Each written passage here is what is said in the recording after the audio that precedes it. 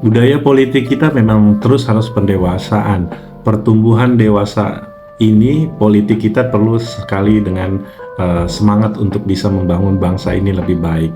Tagline Indonesia Maju tentunya itu menjadi harapan buat kita semua, karena Indonesia Maju berarti kita juga memiliki indikator khusus terutama dalam kesetaraan kesejahteraan kita, baik di segala macam wilayah. Pemerataan kesejahteraan tentunya harus hadir dengan berbagai macam indikator-indikatornya. Saya ingin melihat begini, kebiasaan budaya politik kita tentunya harus menjadi perubahan yang signifikan ya. Pertama, kita harus realistis dalam menilai kepemimpinan. Dari setiap zaman, setiap presiden beralih presiden, tentunya pemerintahan itu ada plus minus. Tetapi kita perlu tahu bahwa program-program pemerintah biasanya itu lebih cenderung secara rutinitas.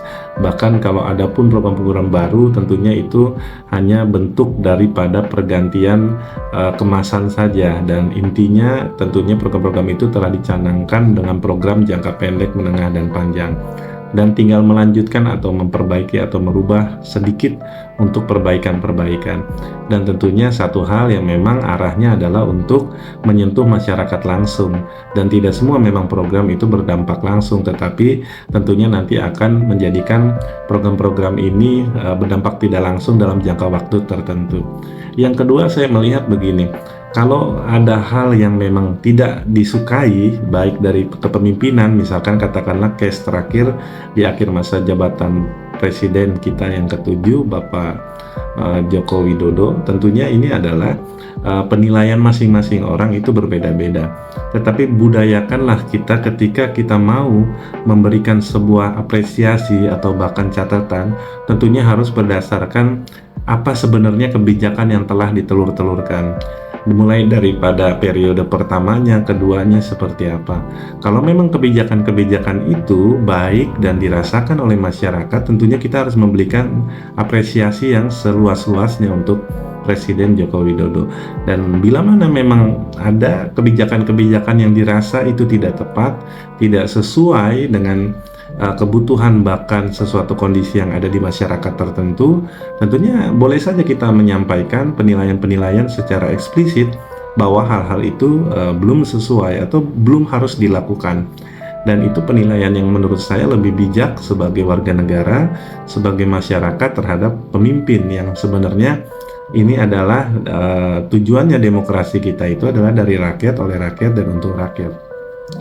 Yang ketiga adalah bagaimana partai politik ini juga sebenarnya menjadi suatu hal yang sangat penting sebagai peran edukasi politik kepada masyarakat.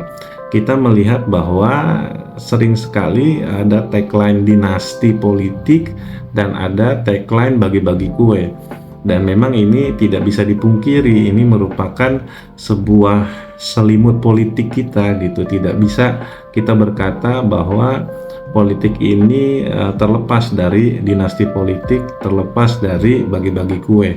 Karena bagaimanapun juga tujuan daripada kendaraan partai politik ini wadah yang bertujuannya menghantarkan para elit partainya atau orang-orang yang memang dipilih untuk kepentingan partainya untuk duduk di jabatan-jabatan eksekutif, legislatif, dan ini menjadi sebuah hal yang sangat tidak bisa dilepas dari fatsun politik kita. Tapi yang paling penting adalah kalau memang orang-orang tersebut ditempatkan di legislatif, di eksekutif, adalah orang-orang yang terbaik versi partai, dan kemungkinannya adalah untuk memenangkan, tidak hanya memenangkan partai politik atau kepentingannya, tapi juga memenangkan masyarakat secara luas dengan hadirnya keterwakilan program-program yang ingin diajukan oleh masyarakat. Yaitu sah-sah saja kita harus berkata fair bahwa partai telah memberikan yang terbaik buat negara ini. Dan yang keempat adalah bahwa budaya politik kita juga sebenarnya ke depan itu adalah membutuhkan politik pemersatu. Jadi kita tahu bahwa kondisi Indonesia itu begitu beragam, tidak hanya bahasa, suku, dan kita negara kepulauan yang menurut geografis itu strategis, tetapi juga sulit kita dalam berkoordinasi, baik secara ekonomi, secara sosial budaya, terus secara hukum dan operasional bisnis pun juga harus disesuaikan. Dan di titik itulah masyarakat juga harus bisa cerdas bahwa tidak mudah mengoperasikan sebuah negara dengan kondisi seperti ini. Tapi juga dari satu sisi itu jadi peluang dan kesempatan, kekuatan besar buat kita untuk bisa berdaya saing global. Competitive advantage negara kita, keunggulan negara kita tentu terlihat daripada keuntungan daripada geografis tersebut. Dan kita salah satu juga market terbesar yang ada di bumi ini untuk bisa menjadi kekuatan kita dalam mengatur sirkulasi barang-barang, kegiatan ekonomi, perputaran transaksi, dan seterusnya. Tentunya kita juga harus bisa menguasai segmen-segmen itu untuk kepentingan bangsa dan negara, terutama masyarakat kita. Nah, tentunya dari hal ini yang kita perlu simak adalah bagaimana kepemimpinan tadi, bahwa kepentingan-kepentingan negara, kepentingan-kepentingan masyarakat itu harus di atas kepentingan-kepentingan pribadi dan kelompok, yaitu sesuai dengan nilai-nilai Pancasila kita, bagaimana juga termaktub dalam UUD 45 dan seterusnya. Dan ini merupakan bagian dari yang tidak terpisahkan, bagaimana kita harus mendorong arah-arah cita-cita bangsa ini menjadi landasan utama kita dalam bekerja sama untuk menyatukan semua visi misi itu yang dimiliki oleh Presiden ke dalam sebuah program-program yang didukung penuh oleh masyarakat untuk bisa diwujudkan dengan proses yang tentunya sudah ada di Musrembang dan seterusnya itu. Yang kelima adalah politik demokrasi kita itu bukan adalah politik pembiaran, karena kita tidak menginginkan politik pembiaran ya. Biarkan negara berjalan autopilot, biarkan politik berjalan pada dunianya sendiri, biarkan hukum berjalan pada sesuai dengan prosedurnya. Ya memang betul, tetapi kita harus tegas bahwa hukum adalah panglima tertinggi untuk bisa mengatur demokrasi ini berjalan sebagaimana mestinya. Biarkan partai politik dengan fatsun politiknya sendiri sehingga ada gap antara masyarakat dengan partai politik. Biarkan masyarakat berjibaku dengan ekonominya, berjibaku dengan kehidupannya tanpa ada campur tangan pemerintah ataupun negara. Dan menurut saya itu tidak diinginkan oleh semua pihak ya.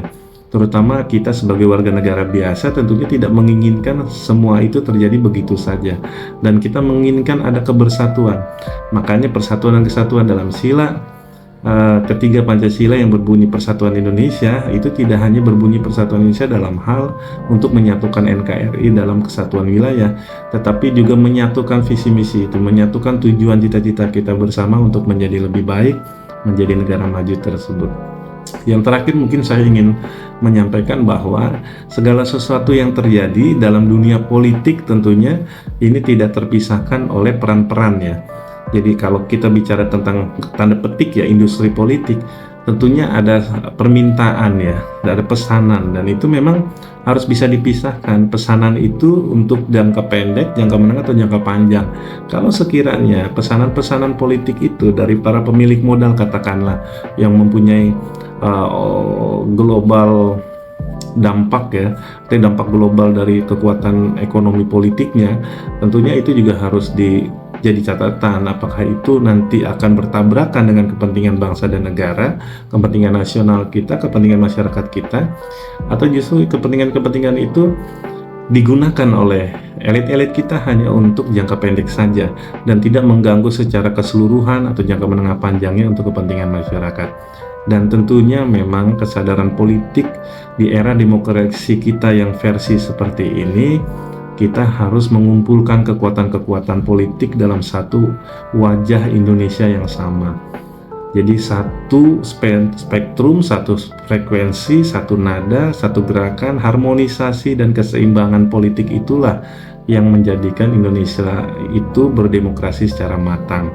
Dan tentunya kita tidak ingin gitu loh demokrasi kita menurun terus nilainya. Tapi itu menjadi catatan kita bersama, tidak hanya orang-orang yang bergelut di bidang politik, tetapi semua warga negara mempunyai tanggung jawab agar demokrasi ini semakin matang, semakin dewasa, dan semakin maju. Terima kasih.